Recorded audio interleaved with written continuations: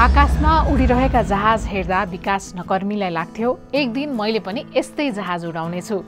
जन्मथलो कीर्तिपुरका पाखा पाखामा डुल्दा उनी माथि माथि उडिरहेका जहाजको ककपिटमा आफै बसेको कल्पना गर्थे। तर कल्पना र वास्तविकताको मिलन हुने बाटो मोडियो। त्यसपछि उनले इन्जिनियरिङ रोजे। विकासले पुल्चोक क्याम्पसबाट इलेक्ट्रोनिक्स विषयमा डिप्लोमा र काठमाडौँ इन्जिनियरिङ कलेजबाट स्नातक तह पूरा गरे।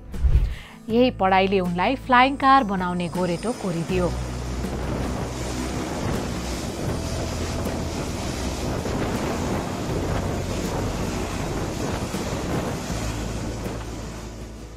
अहिले उमेरले 46 वर्ष टेकेका विकासले पाइलट बनेर जहाज नउडाए पनि स्वचालित मानव बोक्ने ड्रोनमा बसेर फ्लाइट परीक्षण गरिरहेका छन्। गएको मङ्सिर 17 गते नकर्मीले मानव बोक्ने ड्रोन परीक्षणको 100औं उडान 100 फ्लाइट पूरा गरे। 100 पटक उडान परीक्षण भइसकेको ड्रोन थ्यान्लु फ्लाइङ अटो कम्पनीले तयार पारेको हो। त्यही कम्पनीमा नकर्मी उपाध्यक्षको रूपमा कार्यरत छन्। यो कम्पनीले 5000 मिटरसम्म उड्न सक्ने र 500 केजीसम्म बोक्न सक्ने रेस्क्यु ड्रोन पनि तयार पारेको छ। कयौं ड्रोन बिक्री पनि भइसकेका छन्। नकर्मी कार्यरत थ्यान्लु फ्लाइङ अटोले जमिनमा गुड्ने र त्यही कारको केही हिस्सा छुट्टिएर यात्रु बोकेर आकाशमा उड्ने फ्लाइङ कार निर्माण गरिरहेको छ। गत अप्रिलमा भएको साङ्घाई अटो सोमा कम्पनीले पहिलो पटक फ्लाइङ कारको प्रोटोटाइप प्रस्तुत गरेको थियो। नकर्मीका अनुसार नेटवर्कमा 2G 3G हुँदै 5G पुगे जस्तै ड्रोनको पनि जेनेरेसन हुन्छ। मानव बोक्ने ड्रोन तथा फ्लाइङ कार पनि ड्रोनहरूको 5G हो। चीनमा उड्ने कारमा अनुसन्धान गरिरहेका मुख्य 40 कम्पनी छन्। तीमध्ये उनले काम गर्ने थ्यान्लु फ्लाइङ अटो शीर्ष 5 भित्र पर्छ। अहिलेको सफलता प्राप्त गर्न नकर्मीले अनेकौं यात्रा गरेका छन्।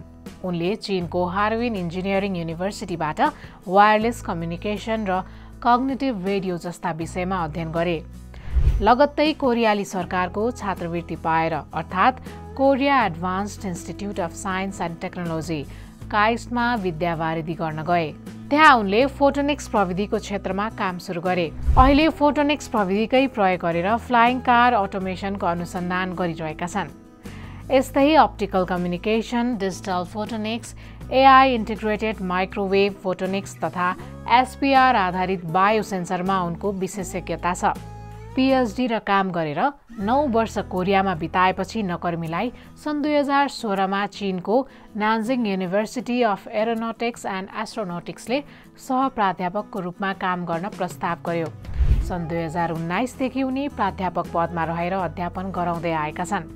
सन् 2023 मा थ्यान्लु फ्लाइङ अटो कम्पनीमा सल्लाहकारको रूपमा काम गर्न प्राडा नकर्मीलाई अनुरोध गरिएको थियो। त्यति बेला अनुसन्धानमा 3 जना मात्र थिए। अहिले यहाँ 25 जना अनुसन्धानकर्ताको टोली छ। नकर्मीले अहिले सल्लाहकार मात्र नभएर उपाध्यक्षको जिम्मेवारी सम्हालिरहेका छन्। सन् 2004 मा अध्ययनको सिलसिलामा विदेशिएका प्रोफेसर डाक्टर नकर्मी पछिल्लो 21 वर्षदेखि विदेशी भूमिमै छन्। ऊर्जाशील समय विदेशी भूमिमा बिताइसकेका नकर्मीलाई छिट्टै नेपाल फर्किएर ड्रोनकै क्षेत्रमा काम गर्ने चाहना छ। तर नेपालमा ड्रोनको के काम छ त?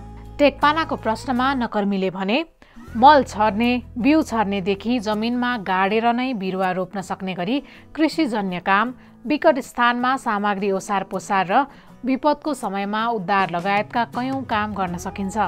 प्रोफेसर डाक्टर नकर्मीको नेतृत्वमा नेपाली अनुसन्धानकर्ता इन्जिनियरहरू मिलेर research center for low altitude economy RCLAE नामक कम्पनी समेत सञ्चालनमा ल्याएका छन्, जसलाई थ्यान्लु फ्लाइङ अटोले प्राविधिक सहयोग उपलब्ध गराएको छ।